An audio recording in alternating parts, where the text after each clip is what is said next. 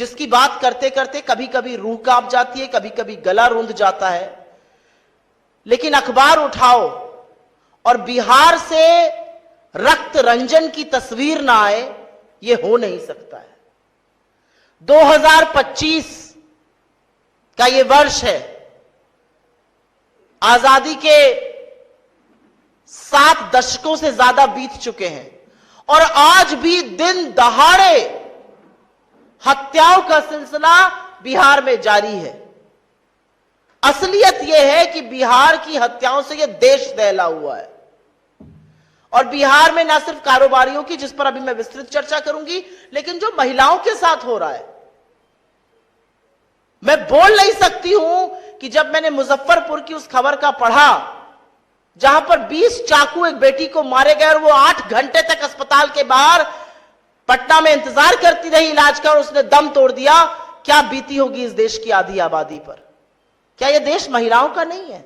क्या यह देश आपकी बेटियों का, आपकी बहनों का, आपके घर की महिलाओं का नहीं है? क्या यह प्रदेश सिर्फ और सिर्फ गुंडा राज में आगे रहेगा? लेकिन मैं सिलसिलेवार तरीके से कुछ घटनाओं का जिक्र इसलिए करना चाहती हूं क्योंकि यह एक पिक्चर दिखा रहा है बिहार की।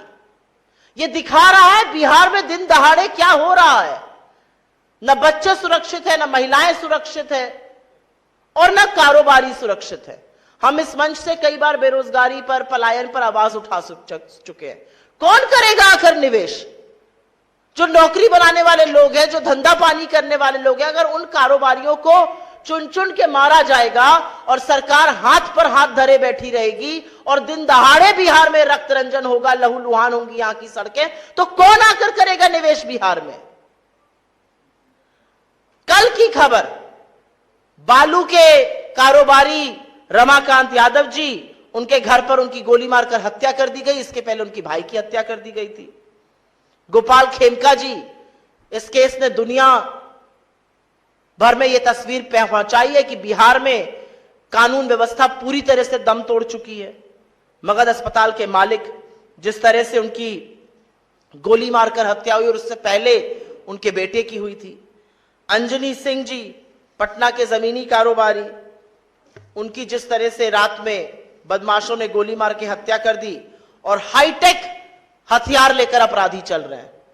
कोई चेक करने वाला नहीं है बिहार में। कहां से आ रहे हैं अपराध? कौन सप्लाई कर रहा है? बिहार के हर व्यक्ति को लाइन में लगा दिया है।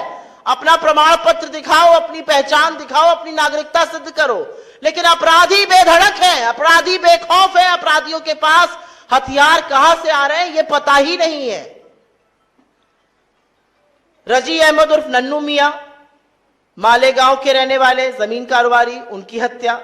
विनय गुप्ता जी, किराना व्यवसायी, नवगछिया बाजार में उनकी गोली मारकर हत्या। रमेश चंद्रा जी, मार्च में मुजफ्फरपुर में मिट्टी के कारोबारी, उनकी गोली मारकर हत्या कर दी गई। संजय अग्रवाल जी, नामी ज्वेलर थे, उनकी दर्दनाक मौत हुई क्योंकि गोलियों से उनको भून दिया गया था। सुरभि, जो एशिया अस्पताल की संचालिका थी, उनके चेंबर में घुसकर उनको गोली मारी गई। विनोद मेहता, भागलपुर के जो कपड़ा कारोबारी थे, उनकी नृशंस हत्या हुई। और ADG law and order, Bihar का जो सर्वोच्च पद पे बैठे हुए पुलिस आला कमान है, उनके सामने पटना में बोरिंग कैनाल में दिन दहाड़े 8 राउंड फायरिंग के होते हैं और पटना की सरकार, बिहार की सरकार सुई टपक सन्नाटा, कोई कुछ कहने वाला ही नहीं है। इस तरह से अपराध है, इस तरह से रक्त रंजन है, इस तरह से लहू बहाया जा रहा है, कोई कहने वाला। सबसे ज्यादा सुरक्षित बिहार में दामाद जी का कुत्ता है और यह विडंबना है। मैं इसको हंसकर नहीं बोलना चाह रही हूं, यह विडंबना है।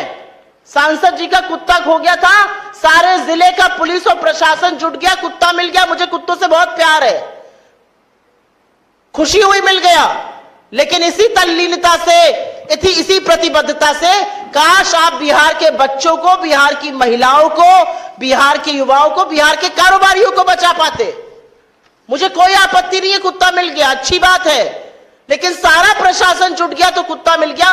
क्या प्रशासन कारोबारियों के लिए नहीं है? क्या प्रशासन महिलाओं के लिए नहीं है? क्या प्रशासन बच्चों के लिए नहीं है?